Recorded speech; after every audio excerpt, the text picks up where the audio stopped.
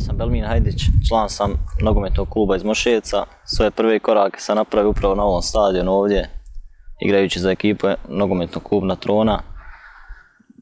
Potom sam prešao u Tešanj, igrao za Tošk, potpisao svoj prvi ugovor.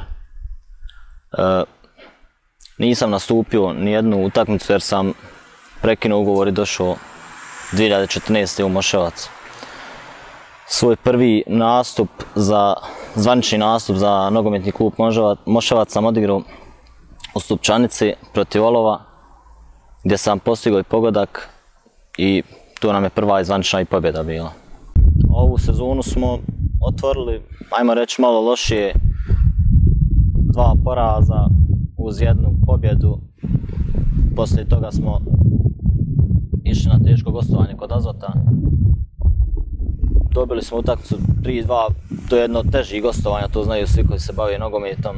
Onda smo dobili zadnju utakmicu, moju 100. zvaničnu, gdje sam bio i kapiten.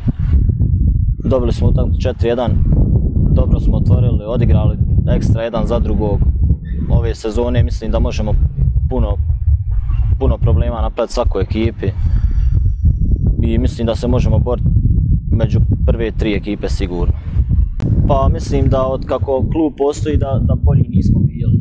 Što se tiče od golmana do napadača, od rezervnih igrača, generalno tu imamo, najjači smo u veznom redu. Tu definitivno imamo najjači vezni red u ligi, 100%.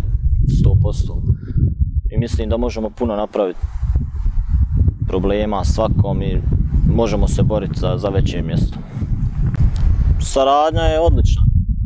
Treninzi su odlični, onda družba je družba, služba je služba. Kad je trening je, poštujemo jedan drugog, svaki igrač poštuje trenera, trener poštuje igrača. Mislim da nema nesuglasica i da to funkcioniše ekstra. Pa meni je čast, prvo zbog ljudi koji su u ovom klubu, koji su nam omogućili sve. Ja sam uvijek igrao srcem za Moševac. I ova utakmica je nešto posebno, nešto što ne možeš opisati. Prvi sam došao do te brojke, iako je kapiten, bivši Demir Safić, došao do brojke 99, ali nije uspio da odigra 100. nastup. Ja i on smo inače zajedno i krenuli igrati od početka. Ne znam, osjećaj fenomenalan. Uprava mi je pružila sve, ja im samo uzvraćam onako kako znam i to je to.